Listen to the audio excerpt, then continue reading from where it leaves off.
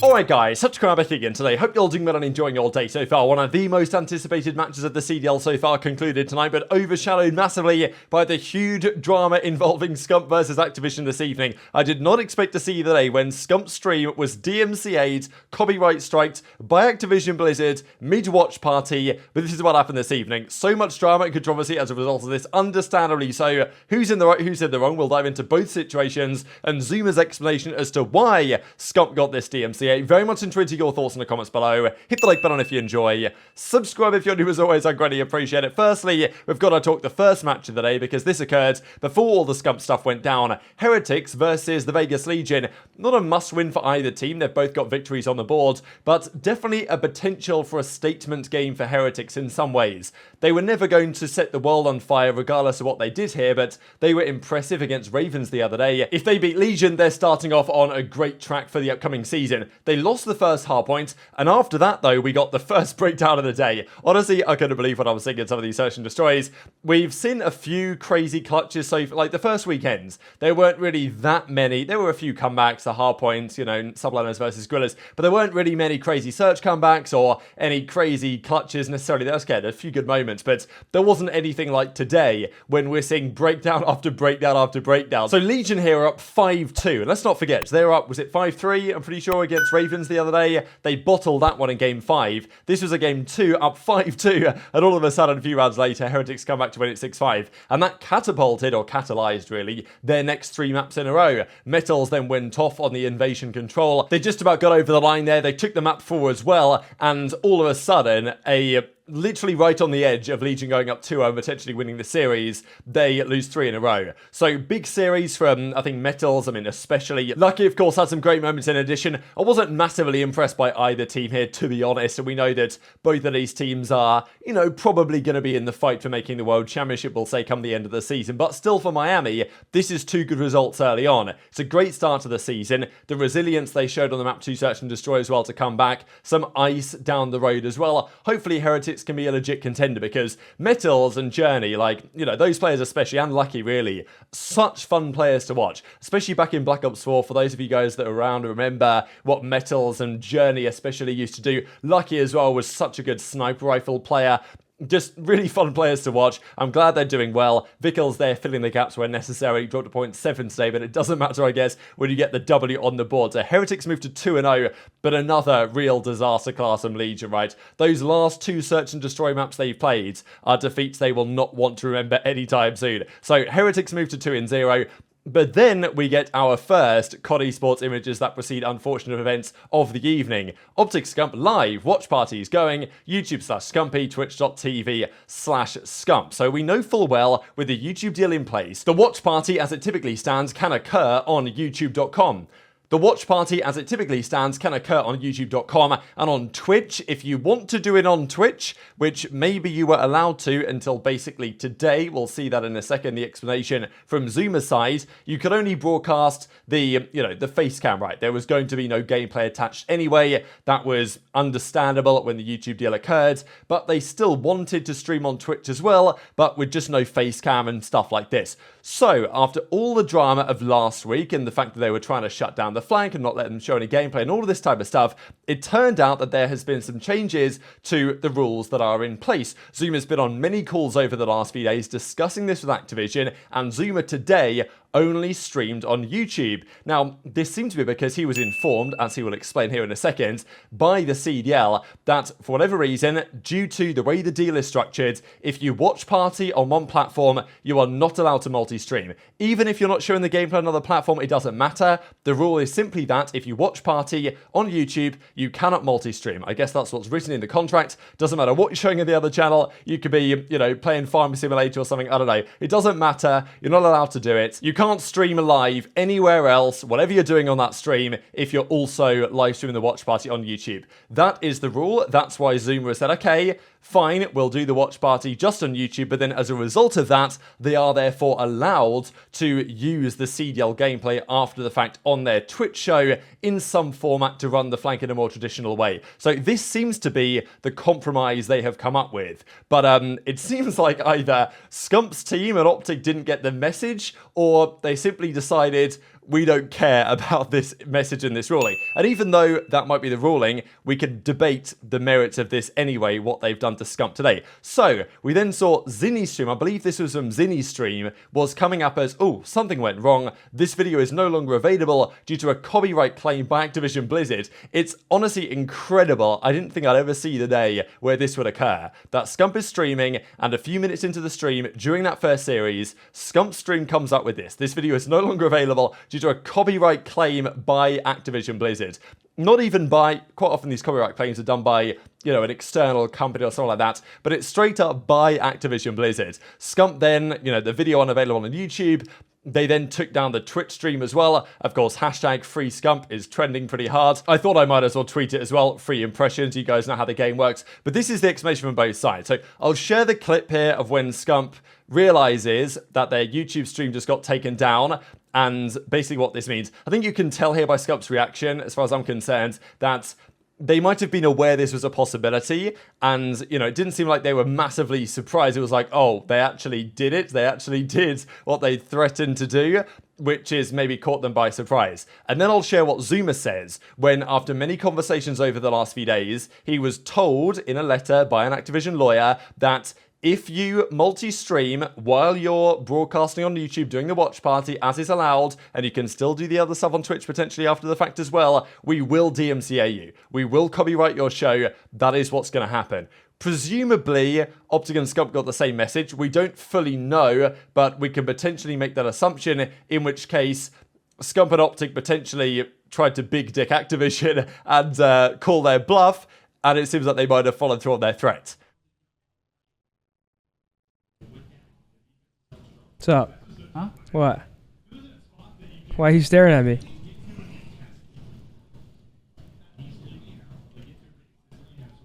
Riley! Oh my god. Riley! YouTube's down.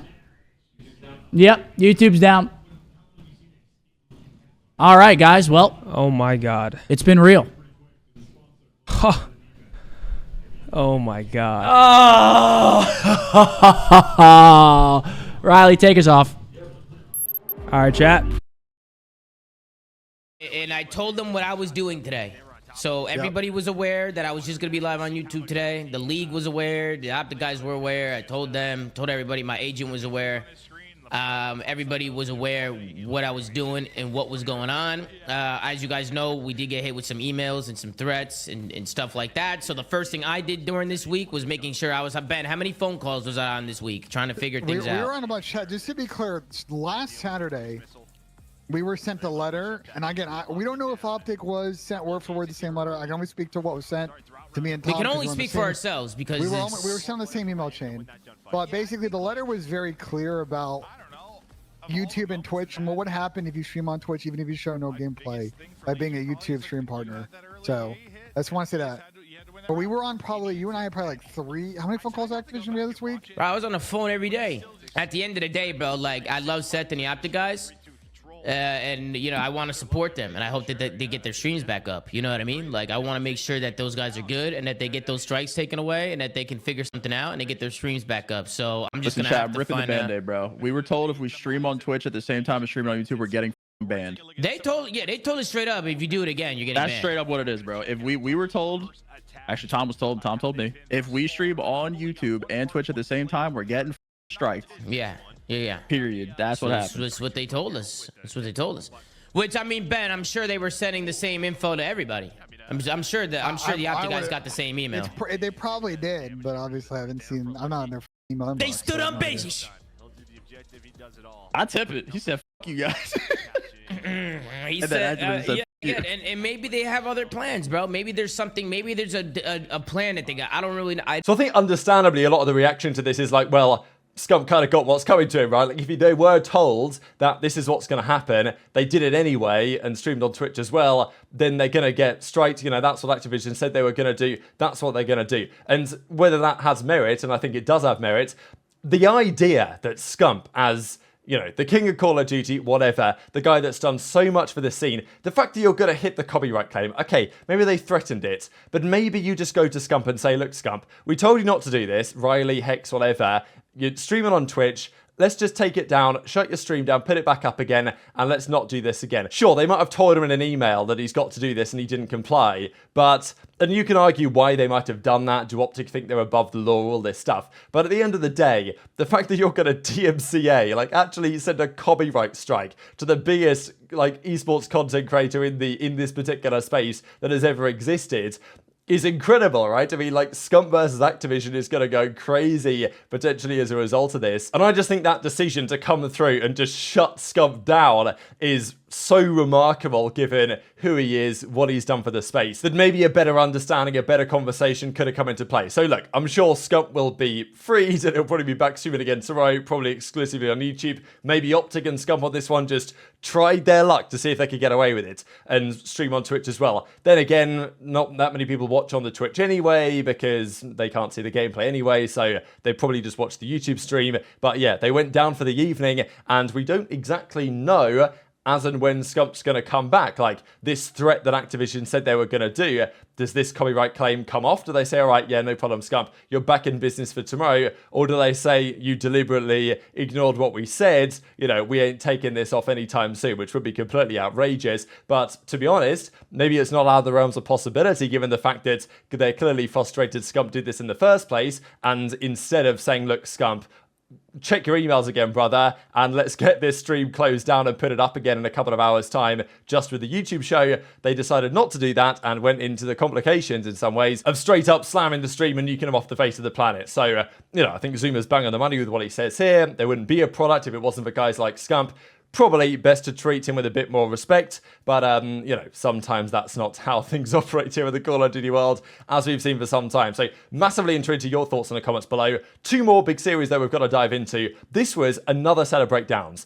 I was interested to see this series. I thought this had a Game 5 written all over it, to be honest. Boston versus Thieves, and it might well have done if Game 2 didn't go the way Game 2 went. Thieves took Game 1. Game 2 was going all Boston's way. It was 4-0 Boston. It was, well, should have been 5-0 Boston. But Ghosty found himself in a 1 versus 3, clutched a 1 versus 3 against Slasher and Priestahh, it's got to be said.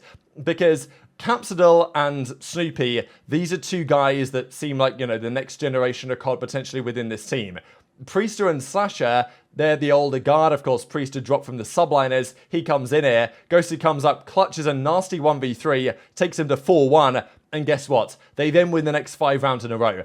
Pretty much unthinkable scenes. But Boston, with a monumental breakdown here in the Search and Destroy, losing 6 straight on the invasion, and then, of course, the mental is chalked. They go to a high-rise control, and they don't really come close to winning this one. Just remarkable circumstances. Boston, they're hosting Major 1.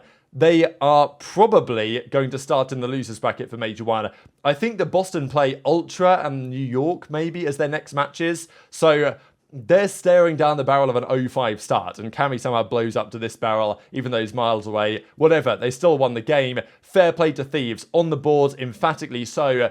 That clutch from Ghosty set everything in motion, but you've got to wonder what's going on with Boston, right? Priestahh had another stinker, 35 kills, like, Simp had more than that in a map of control the other day. And I know people will say, and understandably so, oh, you know, New York Subliners proved they made a good decision. Now, I think it's always a bit tricky to say, because you join a different team, different teammates, different environments, how well are you going to perform? But as it stands, Priestahh, I think, is at risk of getting dropped, right? Like, I don't think you're going to get rid of Slasher. He's meant to be the talisman, the leader of the team. And I think he's not been good, but he's been okay so far. Priestahh, on average, has probably been their worst player, really, which is concerning for Boston, given that they have been a trigger-happy change team last season. And here we go, then, the grudge match of the day. The first time we'd ever seen these two play each other. Shotzzy versus Illy, Rambo versus Dashy as well, Prid versus Huke as well. Even Rambo versus Karma. It's kind of like an old-school COD storyline, but as the respective coaches, that was very interesting. Prid versus former team, all this stuff going on in this series, and also two teams that look pretty damn good on the first weekends. I predicted an OpTic 3-1. I'm not going to lie, I kind of had a masterclass